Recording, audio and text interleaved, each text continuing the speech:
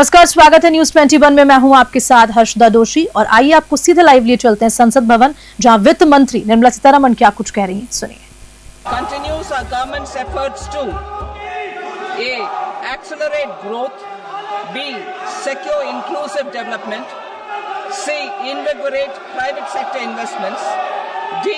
Uplift household sentiments, and E. Enhance spending power of India's rising middle class. Together, we embark on a journey to unlock our nation's tremendous potential for greater prosperity and global positioning under the leadership of Honorable Prime Minister Shri Narendra Modi. As we complete the first quarter of the 21st century, continuing geopolitical headwinds suggest lower global economic growth over the medium term. However, our aspiration for a Vikasit Bharat inspires us, and the transformative work we have done during our government's first two terms guides us to march forward resolutely. Our economy is the fastest growing among all major economies. Our development track record for the past 10 years and structural reforms have drawn global attention. Confidence in India's capability and potential has only grown in this period. We see the next 5 years as a unique opportunity to realize Sabka Vikas, stimulating balanced growth of all regions. The great Telugu poet and playwright Gurujada Apparao had said, "Deshamante matti kadoy, deshamante manushuloy," meaning a country is not just its soil, a country is its people. In line with this, for us, Vikasit Bharat encompasses zero poverty, 100% quality good school education, access to high quality, affordable and comprehensive health care, 100% skilled labor with meaningful employment, 70% women in economic activities, and farmers making our country the food basket of the world.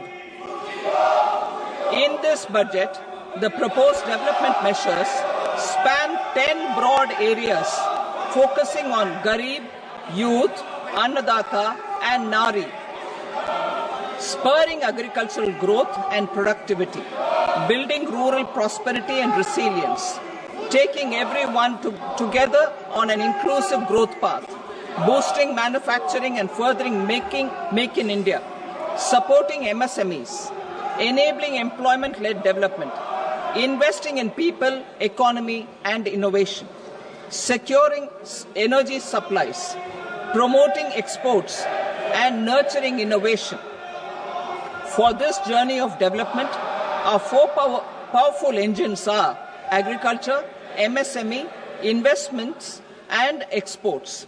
The fuel, our reforms, our guiding spirit, inclusivity, and the destination, Vikasit Bharat. This budget aims to initiate transformative reforms across 6 domains.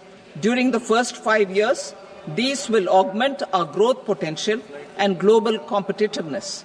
The domains are taxation, power sector, urban development, mining, financial sector, and regulatory reforms. Agriculture as the first engine. Now I move to specific proposals, beginning with agriculture as the first engine.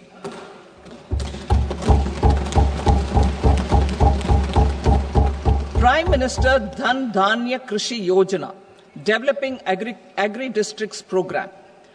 Motivated by the success of the aspirational district program, our government will undertake a Prime Minister Dhan Dhanya Krishi Yojana in partnership with states. Through the convergence of existing schemes and specialized measures, the program will cover 100 districts with low productivity, moderate crop intensity, and below average credit parameters. It aims to 1. Enhance agricultural productivity, 2. Adopt crop diversification and sustainable agricultural practices, 3. Augment post-harvest storage at the panchayat and block level. 4. Improve irrigation facilities. And 5. Facilitate availability of long-term and short-term credit. This program is likely to help 1.7 crore farmers. Building rural prosperity and resilience. A comprehensive multi-sectoral rural prosperity and resilience program will be launched in partnership with the states. This will address underemployment in agriculture through skilling, investment, technology, and invigorating the rural economy. The goal is to generate ample opportunities in rural areas so that migration is an option but not a necessity. The program will focus on rural women, young farmers, rural youth, marginal and small farmers, and landless families. The details are in Annexure A. Domestic best practices will be incorporated, and appropriate technical and financial assistance will be sought from multilateral development banks. In Phase 1, 100 developing agri-districts will be covered. Atmanirbharta in pulses. Our government is implementing the National Mission for Edible Oilseed for achieving Atmanirbharta in edible oils. Our farmers have the capability to grow enough for our needs and more. 10 years ago, we made concerted efforts and succeeded in achieving near self-sufficiency in pulses. Farmers responded to the need by increasing the cultivated area by 50%, and government arranged for procurement and remunerative prices. Since then, with rising incomes and better affordability, our consumption of pulses has increased significantly. Our government will now launch a 6-year mission for Atmanirbharta in pulses with a special focus on Tuar, Urad and Masoor. Details are in Annexure B.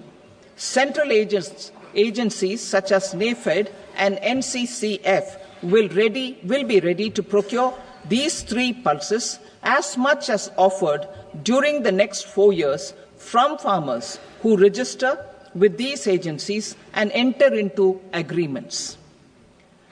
Comprehensive program for vegetables and fruits.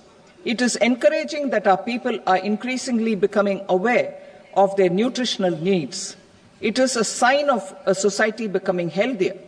With rising income levels, the consumption of vegetables, fruits, and Sri Anna is increasing significantly. A comprehensive program to promote production, efficient supplies, processing, and remunerative prices for farmers will be launched in partnership with the states.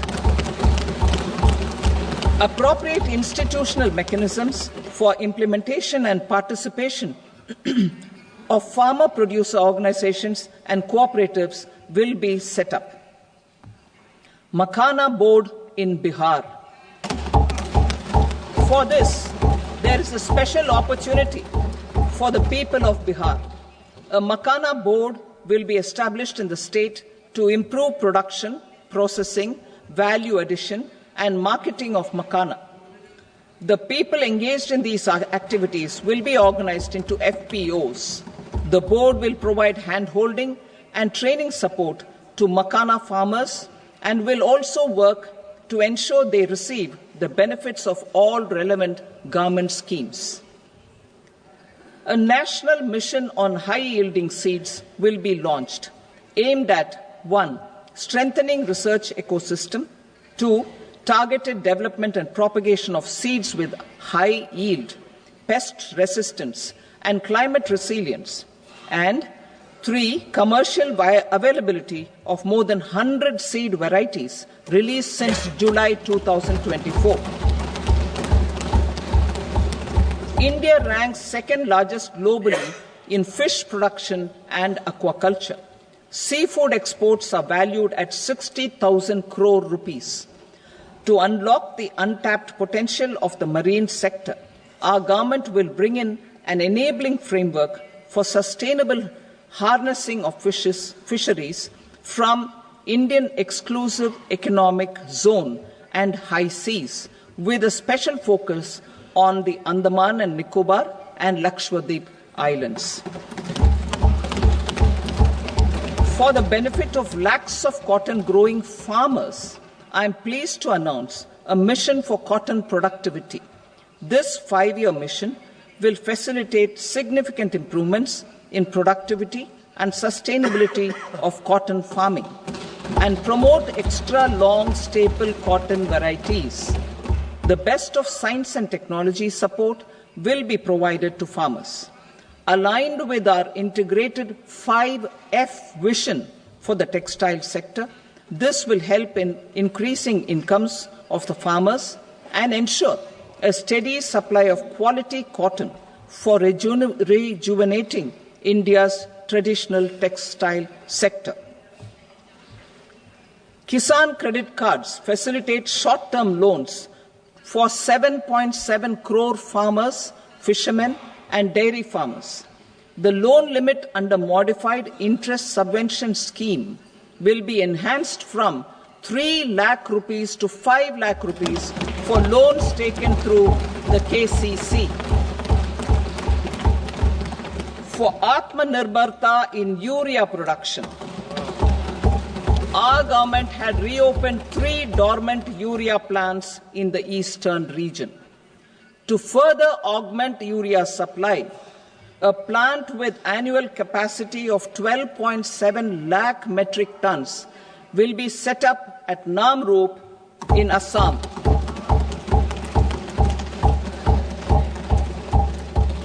India Post, with 1.5 lakh rural post offices, complemented by the India Post Payment Bank and a vast network of 2.4 lakh Dak Sevaks, will be repositioned to act as a catalyst for the rural economy. Details are at Annexure C. India Post will also be transformed as a large public logistics organization. This will meet the rising needs of Vishwakarmas, new entrepreneurs, women, self-help groups, MSMEs, and the large business organizations. Our government will provide support to NCDC for its lending operations for the cooperative sector. MSMEs as the second engine. Now I move to MSMEs as the second engine, which encompasses manufacturing and services with a focus on MSMEs numbering 5.7 crores. Currently, over 1 crore registered MSMEs, employing 7.5 crore people and generating 36% of our manufacturing, have come together to position India as a global manufacturing hub. With their quality products, these MSMEs are responsible for 45% of our exports. To help them achieve higher efficiencies of scale, technological upgradation, and better access to capital, the investment and turnover limits for classification of all MSMEs will be enhanced to 2.5 and 2 times respectively. This will give them the confidence to grow and generate employment for our youth. The details are given in Annexure D. To improve access to credit, the credit guarantee cover will be enhanced. First, for micro and small enterprises from 5 crore to 10 crore rupees, leading to additional credit of 1.5 lakh crores in the next 5 years. Second, for startups from 10 crore rupees to 20 crore rupees, with the guarantee fee being moderated to 1% for loans in 27 focus sectors which are important for Atmanirbhar Bharat. And for well-run exporter MSMEs, for term loans up to 20 crore rupees. Also for the micro enterprises, we will introduce customized credit cards with a 5 lakh rupee limit for micro enterprises registered on Udyam portal. In the first year, 10 lakh such cards will be issued. Fund of funds for startups. The alternate investment fund, AIFs, for startups have received commitments of more than 91,000 crores rupees. These are supported by the fund of funds set up with the Government of India's contribution of 10,000 crore rupees. Now, a new fund of funds with expanded scope and a fresh contribution of another 10,000 crore rupees will be set up. A new scheme will be launched for 5 lakh women, scheduled castes and scheduled tribes, first-time entrepreneurs. This will provide term loans up to 2 crore rupees during the next 5 years. The scheme will incorporate lessons from the successful Stand Up India scheme. Online capacity building for entrepreneurship and managerial skills will also be organized. Measures for labor-intensive sectors. To promote employment and entrepreneurship opportunities in labor-intensive sectors, our government will undertake specific policy and facilitation measures. To enhance the productivity, quality, and competitiveness of India's footwear and leather sector, a focused product scheme will be implemented. The scheme will support design capacity, component manufacturing, and machinery required for production of non-leather quality footwear, besides the support for leather footwear and products. The scheme is expected to facilitate employment for 22 lakh persons, generate over 4 lakh crore rupees, and exports of over 1.1 lakh crore rupees. Measures for the toys sector. Building on the National Action Plan for Toys, we will implement a scheme to make India a global hub for toys. The scheme will focus on development of clusters, skills, and a manufacturing ecosystem that will create high-quality, unique, innovative, and sustainable toys that will represent the Made in India brand. Support for food processing. In line with our commitment towards Purvodaya, we will establish a National Institute of Food Technology, Entrepreneurship and Management in Bihar. The institute will provide a strong fillip to food processing activities in the entire eastern region. This will result in 1. Enhanced income for the farmers through value addition to their produce, and 2. Skilling entrepreneurship and employment opportunities for the youth. Manufacturing mission, furthering Make in India. Our government will set up a national manufacturing mission covering small, medium, and large industries for furthering Make in India by providing policy support, execution roadmaps, governance, and monitoring framework for central ministries and states. Details are in Annexure E. Given our commitment to climate-friendly development, the mission will also support clean tech manufacturing. This will aim to improve domestic value addition and build our ecosystem for solar PV cells, EV batteries, motors and controllers, electrolyzers, wind turbines, very high voltage transmission equipment, and grid-scale batteries. Investment as the third engine. Now I move to investment as the third engine, which encompasses investing in people, investing in the economy, and investing in innovation. Investing in people. Saksham Anganwadi and Poshan 2.0. Saksham Anganwadi and Poshan 2.0 program provides nutritional support to more than 8 crore children. 1 crore pregnant women and lactating mothers all over the country, and about 20 lakh adolescent girls in aspirational districts and the Northeast region. The cost norms for these nutritional support will be enhanced appropriately. Atal Tinkering Labs. 50,000 Atal Tinkering Labs will be set up in government schools in the next 5 years to cultivate the spirit of curiosity and innovation and foster a scientific temper among young minds. Broadband connectivity to government secondary schools and PHCs. Broadband connectivity will be provided to all government secondary schools and primary health centers in rural areas under the BharatNet project. Bharatiya Bhasha Pustak Scheme.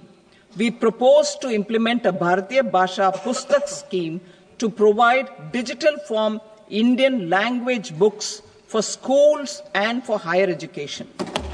This aims to help students understand their subjects better and in their language. National Centers of Excellence for Skilling.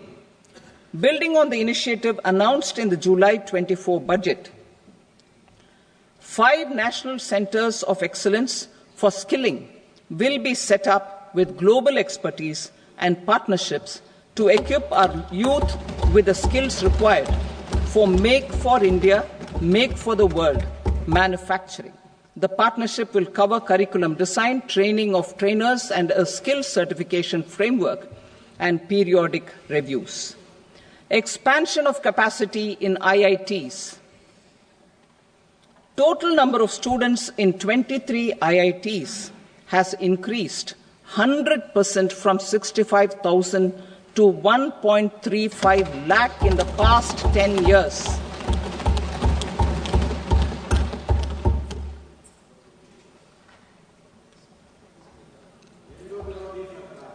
Additional infrastructure will be created in the 5 IITs started after 2014 to facilitate education for 6,500 more students. Hostel and other infrastructure capacity at IIT Patna will also be expanded.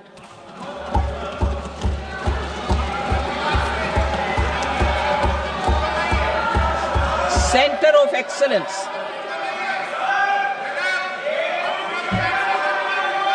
Center of Excellence in AI for Education. I had announced 3 centers of excellence in artificial intelligence for agriculture, health, and sustainable cities in 2023. Now a center of excellence in artificial intelligence for education will be set up with a total outlay of 500 crores. Expansion of medical education.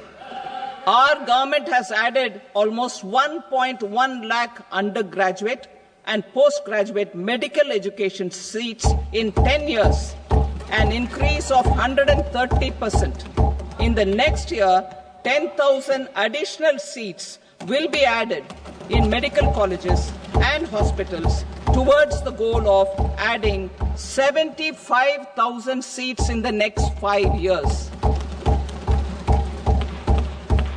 Daycare cancer centers in all district hospitals. Our government will facilitate setting up of daycare cancer centers in all district hospitals in the next 3 years. 200 centers will be established in 25-26 itself. Strengthening urban livelihoods. Our government has been giving priority to assisting urban poor and vulnerable groups. A scheme for socio-economic upliftment of urban workers will be implemented to help them improve their incomes, have sustainable livelihoods, and a better quality of life. PM Swanidhi scheme has benefited more than 68 lakh street vendors, giving them respite from high-interest informal sector loans. Building on this success, the scheme will be revamped with enhanced loans from banks, UPI-linked credit cards with 30,000 rupees limit, and capacity building support. Social Security scheme for welfare of online platform workers. Gig workers of online platforms provide great dynamism to the new age services economy. Recognizing their contribution, our government will arrange for their identity cards and registration on the e-Shram portal. They will be provided healthcare under PM Jan Arogya Yojana. This measure is likely to assist nearly 1 crore gig workers.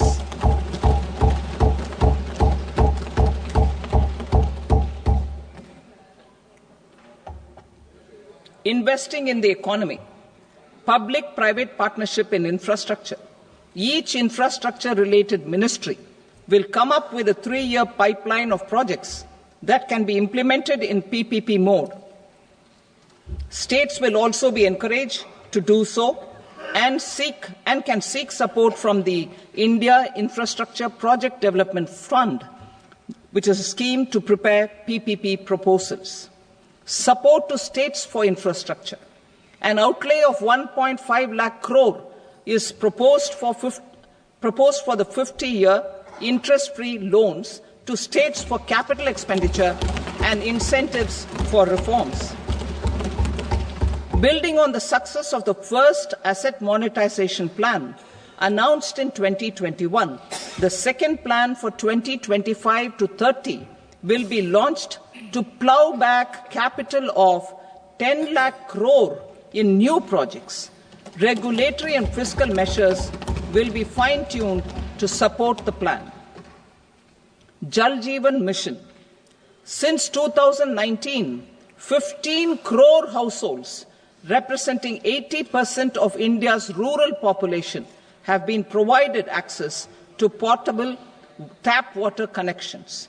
To achieve 100% coverage, I am pleased to announce the extension of this mission until 2028 with an enhanced total outlay.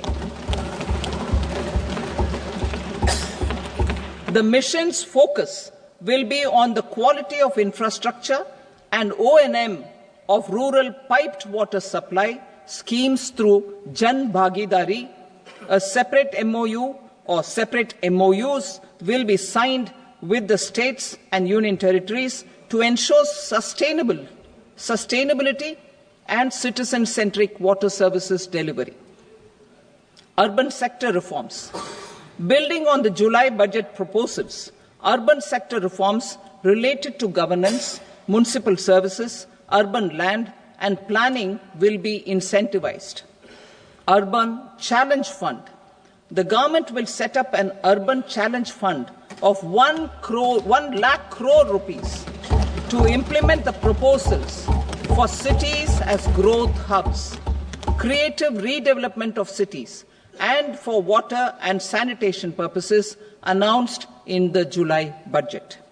This fund will finance up to 25% of the cost of bankable projects, with a stipulation that at least 50% of the cost is funded from bonds, bank loans, and PPPs. An allocation of 10,000 crore is proposed in 2025-26. Power sector reforms. We will incentivize electricity distribution reforms and augmentation of intra-state transmission capacity by states. This will improve financial health and capacity of electricity companies. Additional borrowing of 0.5% of GSDP will be allowed to states contingent on these reforms. Nuclear energy mission for Vikasit Bharat.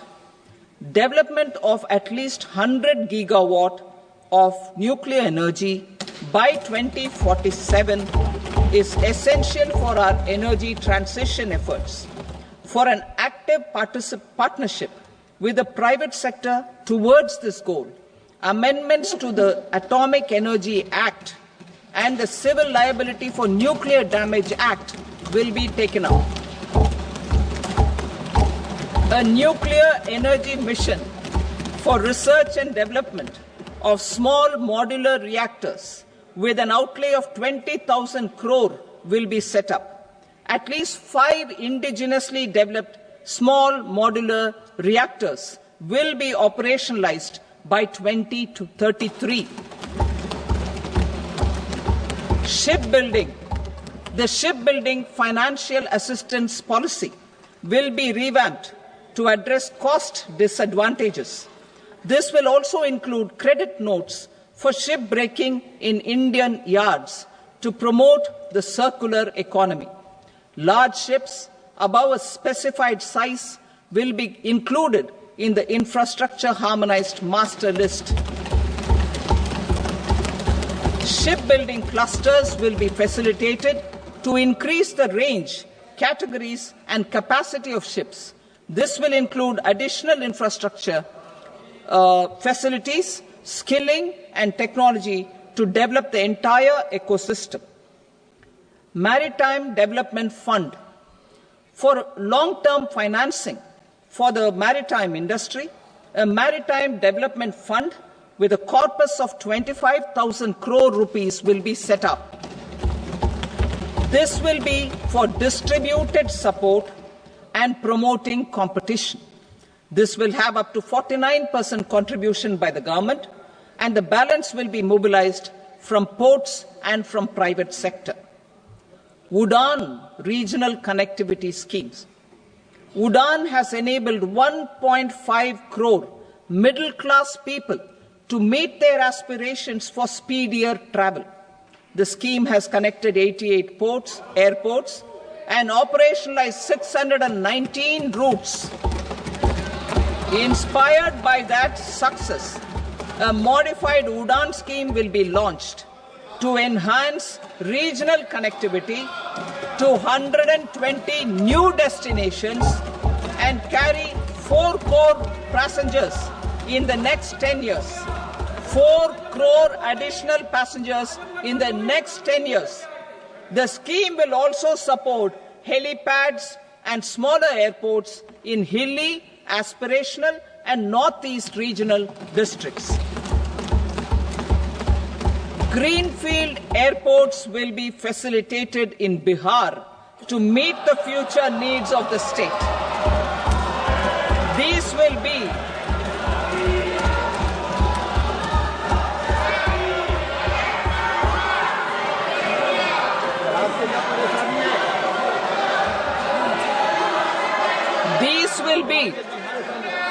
These will be in addition to the expansion of the capacity of Patna Airport and a brownfield airport in Beta. Western Kosi Canal project in Mithilanchal. Financial support will be provided for the Western Kosi Canal ERM project, benefiting a large number of farmers, cultivating over 50,000 hectares of land in the Mithilanchal region of Bihar.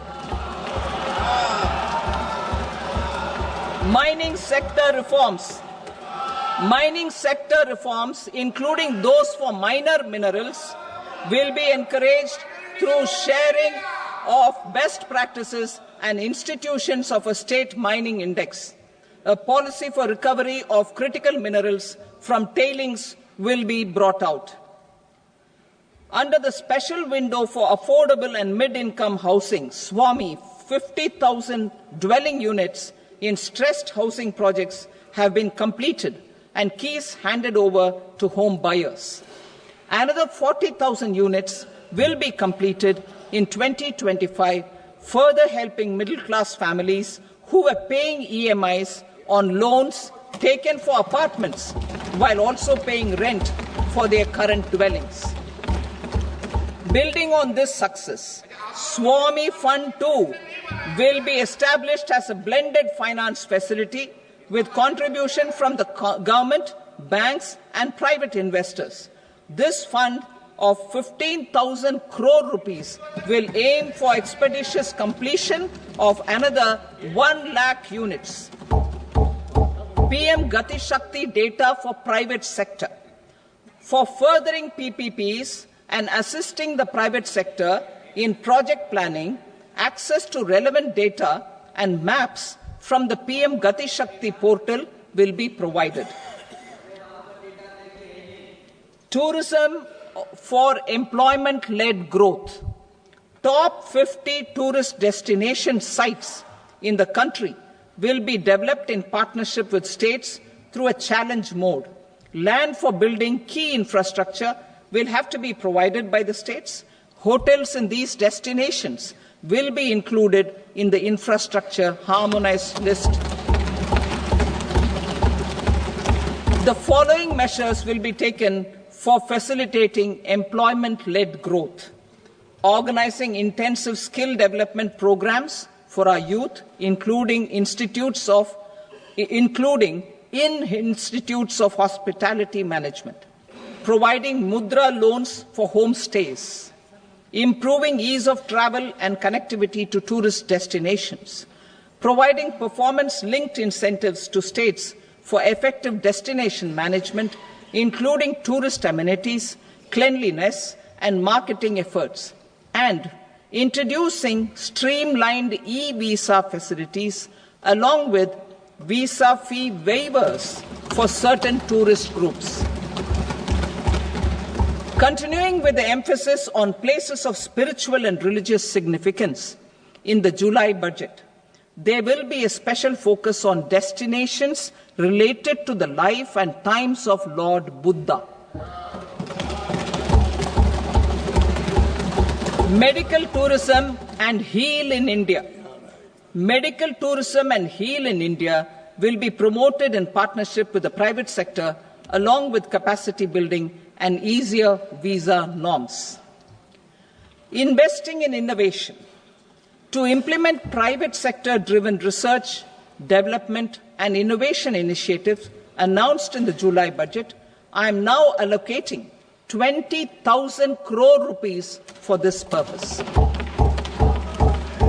A deep tech fund of funds will also be explored to catalyze the next generation startups as a part of this initiative. In the next 5 years, under the PM Research Fellowship Scheme, we will provide 10,000 fellowships for technological research in IITs and IISc with enhanced financial support.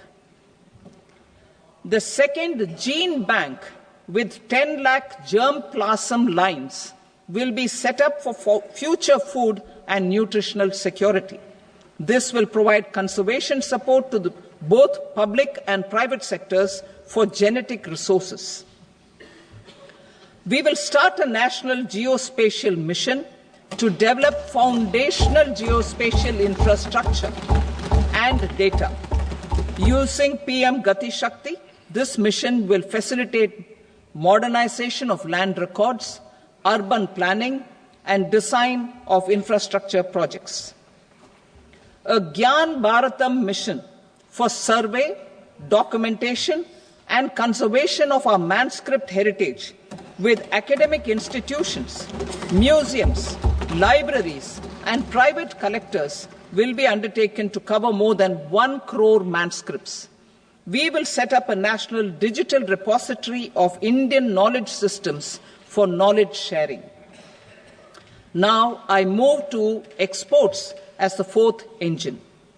We will set up an export promotion mission with sectoral and ministerial targets driven jointly by the Ministries of Commerce, MSME, and Finance. It will facilitate easy access to export credit, cross-border factoring support, support to MSMEs to tackle non-tariff measures in overseas markets. A digital public infrastructure, Bharat Trade Net, for international trade will be set up as a unified platform for trade documentation and financing solutions. This will complement the Unified Logistics Interface platform. The BTN will be aligned with international practices. Support will be provided to develop domestic manufacturing capacities for our economy's integration with global supply chains. Sectors will be identified based on objective criteria. facilitation groups with participation of senior officers and industry representatives will be formed for select products and supply chains. Through this, there are huge opportunities related to Industry 4.0, which needs high skills and talent. Our youth have both. Our government will support the domestic electronic equipment industry to leverage this opportunity for the benefit of our youth. A national framework will be formulated as guidance to states for promoting global capability centers in emerging Tier 2 cities. This will suggest measures for enhancing availability of talent and infrastructure, building bylaw reforms, and mechanisms for collaboration with industry. Our government will facilitate upgradation of infrastructure and warehousing for air cargo, including high-value perishable horticultural produce. Cargo screening and customs protocol will be streamlined and made user-friendly. Reforms as the fuel. Over the past 10 years, our government has implemented several reforms for convenience of taxpayers, such as faceless assessment, 2, taxpayer charter, 3, faster returns, 4, almost 99% returns being on self-assessment, and 5, Vivad Se Vishwas scheme.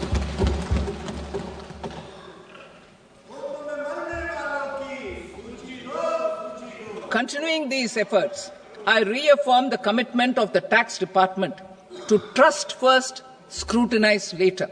I also propose to introduce the new income tax bill next week. I will detail the indirect tax reforms and changes in direct taxes in Part B. Financial sector reforms.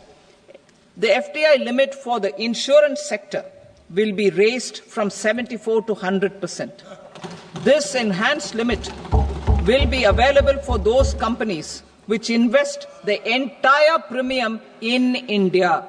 The current guardrails and conditionalities associated with foreign investment will be reviewed and simplified. The services of India Post Payment Bank will be deepened and expanded in rural areas. NABFID will set up a partial credit enhancement facility for corporate bonds for infrastructure. Public sector banks will develop Grameen Credit Score framework to serve the credit needs of SHG members and people in rural areas. A forum for regulatory coordination and development of pension products will be set up. To implement the earlier announcement on simplifying the KYC processes, the revamped Central KYC Registry will be rolled out in 2025. We will also implement a streamlined system for periodic updating. Requirements and procedures for speedy approval of company mergers will be rationalized. The scope for fast-track mergers will also be widened and the process made simpler. As proposed in the interim budget, we signed bilateral investment treaties with 2 countries in 2024 to encourage sustained foreign investment, and in the spirit of First Develop India, the current model BIT will be revamped and made more investor-friendly. In the last 10 years, in several aspects, including financial and non-financial, our government has demonstrated a steadfast commitment to ease of doing business. We are determined to ensure that our regulations must keep up with technological innovations and global policy developments. A light-touch regulatory framework based on principles and trust will unleash productivity and employment. Through this framework, we will update regulations that were made under old laws. To develop this modern, flexible, people-friendly, and trust-based regulatory framework appropriate for the 21st century, I propose 4 specific measures. A high-level committee for regulatory reforms will be set up for a review of all non-financial sector regulations, certifications, licenses, and permissions. The committee will be expected to make recommendations within a year. The objective is to strengthen trust-based economic governance and take transformational measures to enhance ease of doing business, especially in matters of inspection and compliances. States will be encouraged to join in this endeavour. An investment friendliness index of states will be launched in 2025 to further the spirit of competitive, cooperative federalism. Under the Financial Stability and Development Council, a mechanism will be set up to evaluate impact of the current financial regulations and subsidiary instructions. It will also formulate a framework to enhance their responsiveness and development of the financial sector. In the Jan Vishwas Act 2023, more than 180 legal provisions were decriminalized. Our government will now bring up the Jan Vishwas Bill 2.0 to decriminalize more than 100 provisions in various laws. I now move to fiscal policy. In the July budget, I had committed to staying the course for fiscal consolidation. Our endeavour will be to keep the fiscal deficit each year such that central government debt remains on a declining path as a percentage of the GDP. The roadmap for the next 6 years has been detailed in the FRBM statement. Revised estimates for 2024-25. The revised estimate of the total receipts other than borrowings is 31.47 lakh crore rupees, of which the net tax receipts are 25.57 lakh crore rupees. The revised estimate of the total expenditure is 47.16 lakh crore rupees, of which the capital expenditure is about 10.18 lakh crore rupees. The revised estimate of the fiscal deficit is 4.8% of the GDP. Budget estimates for 25-26. Coming to 25-26, the total receipts other than borrowings and total expenditure are estimated at 34.96 lakh crore rupees and 50.65 lakh crore rupees respectively. The net tax receipts are estimated at 28.37 lakh crore rupees. The fiscal deficit is estimated to be 4.4% of GDP. To finance the fiscal deficit, the net market borrowings from dated securities are estimated at 11.54 lakh crore. The balance financing is expected to come from small savings and other sources. The gross market borrowings are estimated at 14.82 lakh crore rupees. I will now move to Part B. Indirect taxes. My proposals relating to customs aim to rationalize tariff structure and address duty inversion. These will also support domestic manufacturing and value addition, promote exports, facilitate trade, and provide relief to common people. Rationalization of customs tariff structure for industrial goods. As a part of comprehensive review of customs rate structure announced in July 2024 budget, I propose to 1. Remove 7 tariff rates. This is over and above the 7 tariff rates removed in 23-24 budget. After this, there will be only 8 remaining tariff rates, including 0 rate. 2. Apply appropriate cess to broadly maintain effective duty incidence, except on a few items where such incidents will reduce marginally.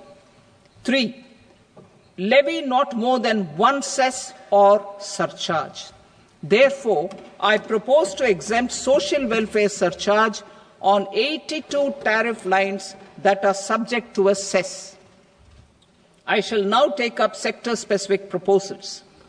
To provide relief to patients, particularly those suffering from cancer, rare diseases, and other severe chronic diseases, I propose to add 36 life-saving drugs and medicines to the list of medicines fully exempted from basic custom duty.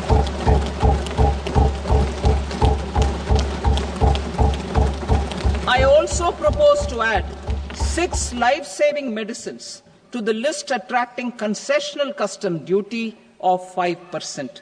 Full exemption and concessional duty will also respectively apply on the bulk drugs for manufacture of the above. Specified drugs and medicines under patient assistance programs run by the pharmaceutical companies are fully exempt from BCD, provided the medicines are supplied free of cost to the patients. I propose to add 37 more medicines along with 13 new patient assistance programs. Support to domestic manufacturing and value addition. Critical minerals. In the July 2024 budget, I had fully exempted BCD on 25 critical minerals that are not domestically available. I had also reduced BCD of 2 other such minerals to provide a major fillip to their processing, especially by MSMEs. Now, I propose to fully exempt cobalt powder and waste, the scrap of lithium-ion battery, lead, zinc, and 12 more critical minerals. This will help secure the availability for manufacturing in India and promote more jobs for our youth. To promote domestic production of technical textile products such as agro-textiles, medical textiles, and geotextiles at competitive prices, I propose to add 2 more types of shuttle-less looms to the list of fully exempted textile machinery. I also propose to revise the BCD rate on knitted fabrics covered by 9 tariff lines from 10 or 20 to 20% or 115 rupees per kg, whichever is higher. Electronic goods. In line with our Make in India policy and to rectify inverted duty structure, I propose to increase the BCD on interactive flat panel display from 10% to 20% and reduce the BCD to 5% on open cell and other components. In 23-24 budget, for the manufacture of open cells of LCD, LED TVs, I had reduced the BCD on parts of open cells from 5% to 2.5%. To further boost the manufacture of such open cells, the BCD on these parts will now stand exempted. Lithium-ion battery. To the list of exempted capital goods, I propose to add 35 additional capital goods for EV battery manufacturing and 28 additional capital goods for mobile phone battery manufacturing. This will boost domestic manufacture of lithium-ion batteries, both for mobile phones and for electric vehicles. Shipping sector. Considering that shipbuilding has a long gestation period, I propose to continue the exemption of BCD on raw materials, components, consumables, or parts for the manufacture of ships for another 10 years.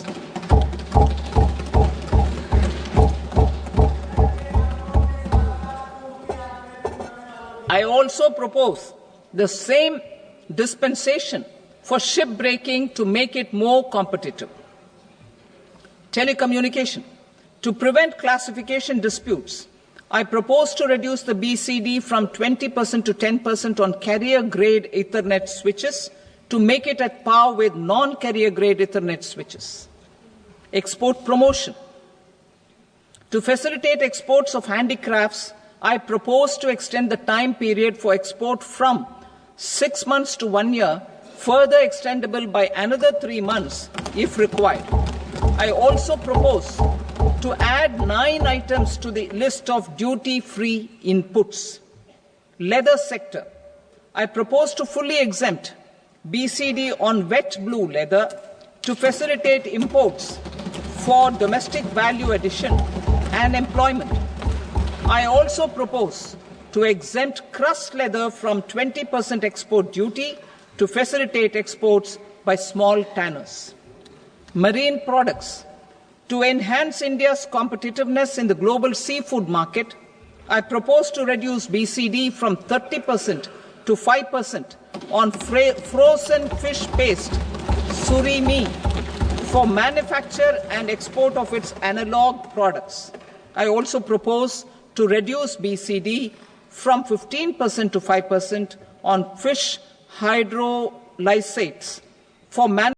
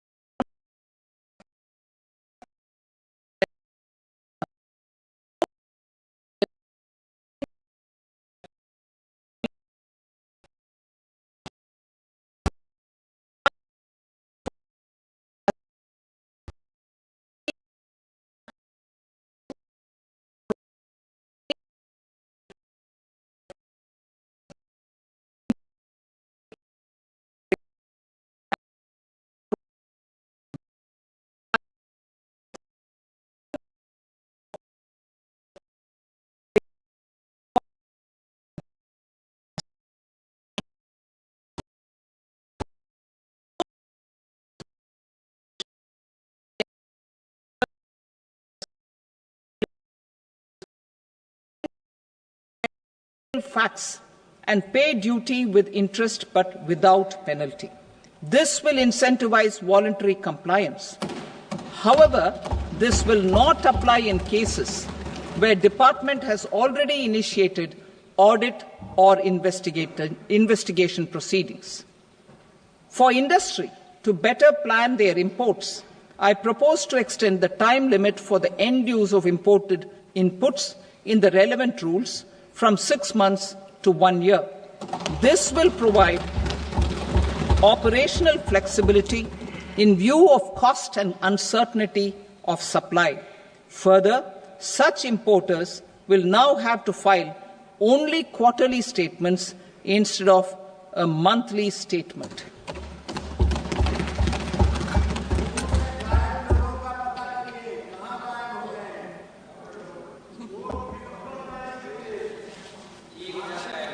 I now come to my direct tax proposals. In Part A, I have briefly underlined taxation reforms as one of key reforms to realize our vision of Vikasit Bharat.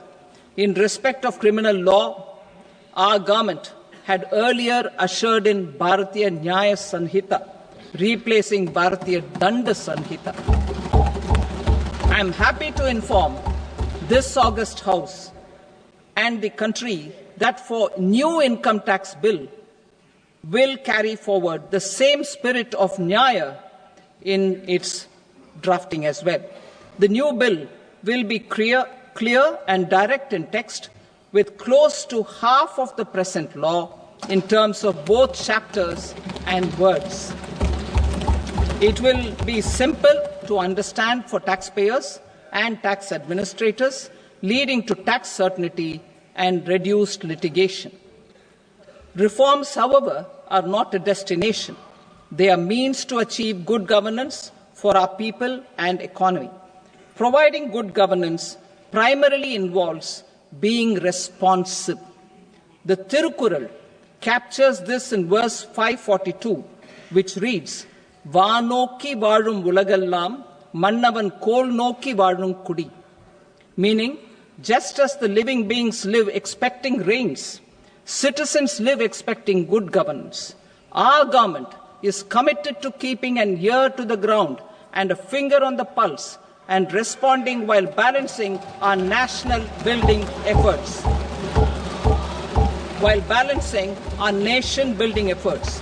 The following measures will detail just how our government will, under the guidance of PM Modi, has taken steps to understand and address.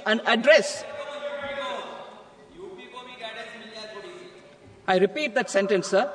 The following measures will detail just how our government, under the guidance of PM Modi, has taken steps to understand and address the needs voiced by our citizens. My tax proposals are guided by this spirit. The objectives of my proposals are as follows. Personal income tax reforms with special focus on middle class. Rationalization of TDS and TCS for easing difficulties. Encouraging voluntary compliance. Reducing compliance burden. Ease of doing business, employment and investment. I will come to my proposal on personal income tax towards the end. TDS and TCS, rationalization for easing difficulties.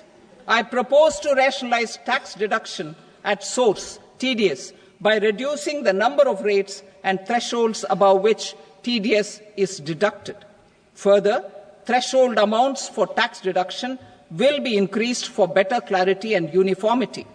The limit for tax deduction on interest for senior citizens is being doubled from the present 50,000 rupees to 1 lakh rupees. Similarly, the annual limit of 2.40 lakh rupees for TDS on rent is being increased to 6 lakh rupees. This will reduce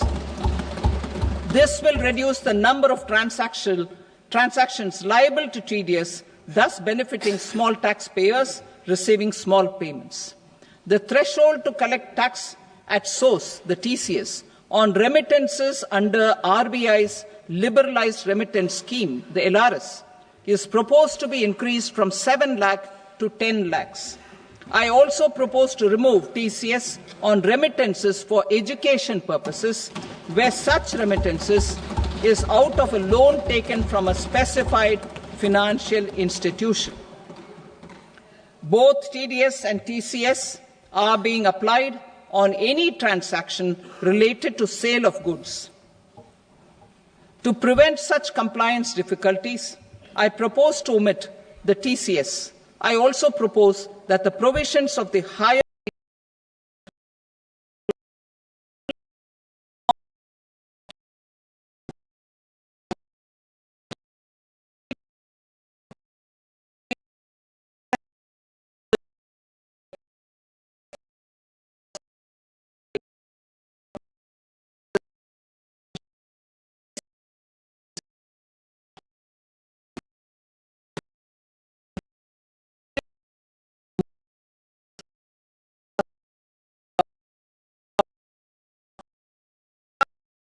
In line with this, we brought in updated return facility in 2022 for voluntary compliance by taxpayers who had omitted to report their correct income. Our trust in taxpayers was proved right. Nearly 90 lakh taxpayers voluntarily updated their incomes by paying additional tax. Taking this trust further, I now propose to extend the time limit to file updated returns for any assessment year from the current limit of 2 years to 4 years. I propose to reduce the compliance burden for small charitable trusts and institutions by increasing their period of registration from 5 years to 10 years. It is also proposed that disproportionate consequences do not arise for minor defaults such as incomplete applications filed by charitable entities. Presently, taxpayers can claim the annual value of self-occupied properties as nil only on the fulfillment of certain conditions. Considering the difficulties faced by taxpayers, it is proposed to allow the benefit of 2 such self-occupied properties without any condition. To streamline the process of transfer pricing and to provide an alternative to yearly examination, I propose to introduce a scheme for determining arm's length price of international transaction for a block period of 3 years. This will be in line with global best practices.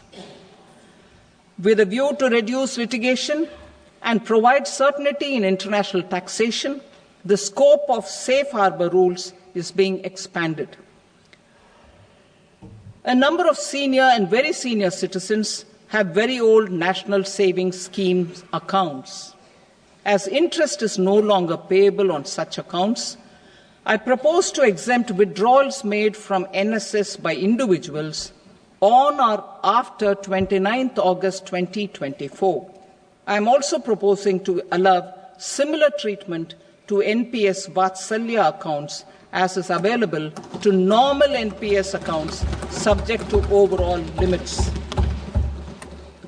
In my speech in July 2024, I had promised that all processes, including giving effect to appellate orders, shall be digitalized and made paperless over the next 2 years.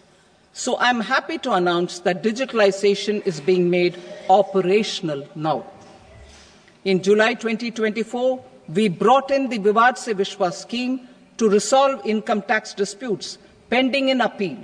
The scheme has received a great response, with nearly 33,000 taxpayers having availed of the scheme to settle their disputes.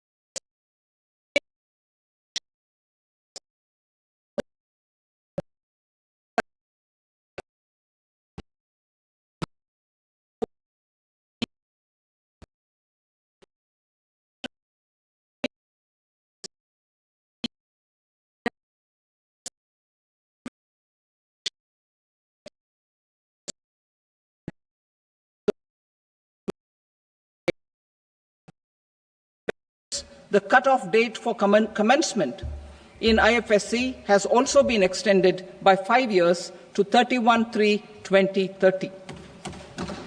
Category 1 and Category 2 AIFs are undertaking investments in infrastructure and other such sectors.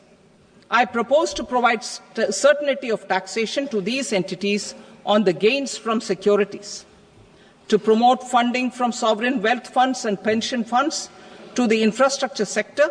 I propose to extend the date of making an investment by 5 more years up to 31st March 2030.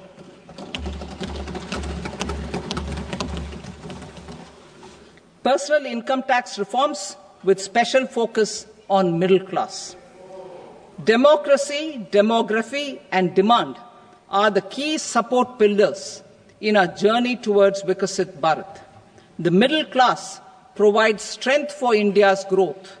This government, under the leadership of Prime Minister Modi, has always believed in the admirable energy and ability of the middle class in nation building.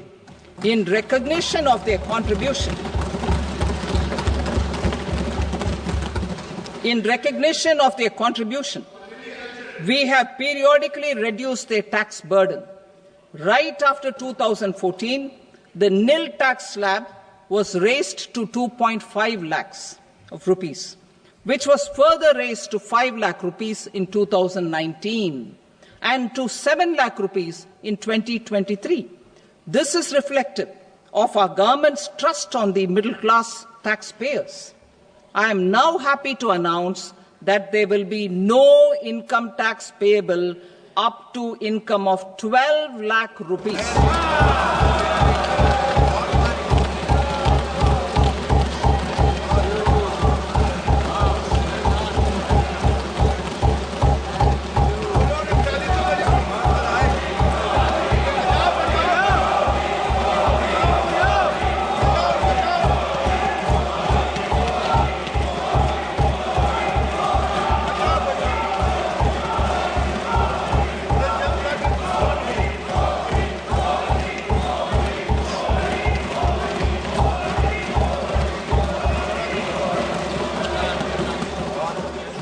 So, average income of 1 lakh per month other than the special rate income such as capital gains under the new regime. This limit will be 12.75 lakh for salaried taxpayers due to the standard deduction of 75,000. Slabs and rates are being changed across the board to benefit all taxpayers. The new structure will substantially reduce the taxes of the middle class and leave more money in their hands, boosting household consumption, savings and investment. In the new tax regime, I propose to revise tax rate structures as follows: 0 to 4 lakh rupees nil, 4.8 lakh rupees to 4 to 8 lakh rupees 5%, 8 to 12 lakh rupees 10%, 12 to 16 lakh rupees 15%, 16 to 20 lakh rupees 20%, 20 to 24 lakh rupees 25%, and above 24 lakh rupees 30%. To taxpayers up to 12 lakh of normal income, other than special rate income such as capital gains. I read that again. To taxpayers up to 12 lakh of income, other than special rate income such as capital gains, tax rebate is being provided in addition to the benefit due to slab rate reduction in such a manner that there is no tax payable by them. The total tax benefit of slab rate changes and rebate at different income levels can be illustrated with a few examples. A taxpayer in the new regime with an income of 12 lakh rupees will get a benefit of 80,000 rupees in tax, which is 100% of tax payable as per the existing rates. A person having income of 18 lakh rupees will get a benefit of 70,000 rupees in tax, that is 30% of tax payable as per existing rates.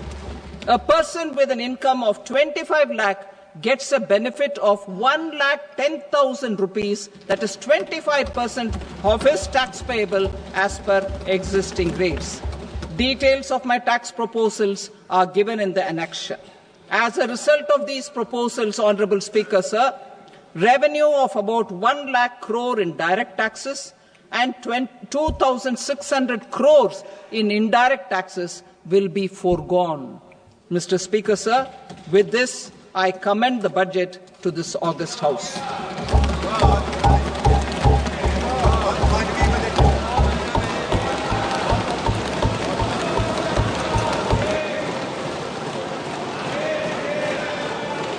Item number 2, Srimati Nirmala Sitharaman. Sir, with your permission, I rise to lay on the table the following statements under Section 3(1) of the Fiscal Responsibility and Budget Management Act 2003, medium-term fiscal policy cum fiscal policy strategy statement and macroeconomic framework statement. Item number 3, Srimati Nirmala Sitharaman. Sir, with your permission, I rise to move for leave to introduce the Finance Bill 2025. प्रश्न ये है कि विधेयक को पुनर्स्थापित करने की अनुमति प्रदान की जाए। जो सदस्य इसके पक्ष में हाँ कहें, जो सदस्य विरोध में ना कहें। मेरे विचार में निर्णय हाँ वालों के पक्ष में हुआ। हाँ वालों के पक्ष में अनुमति प्रदान की जाती है। माननीय मंत्री जी, अब विधेयक को पुनर्स्थापित करें। Sir, I introduce the bill. Thank you. सभा की कार्रवाई सोमवार दिनांक 3 फरवरी 2025 को प्राप्त 11 बजे तक के लिए स्थगित की जाती है।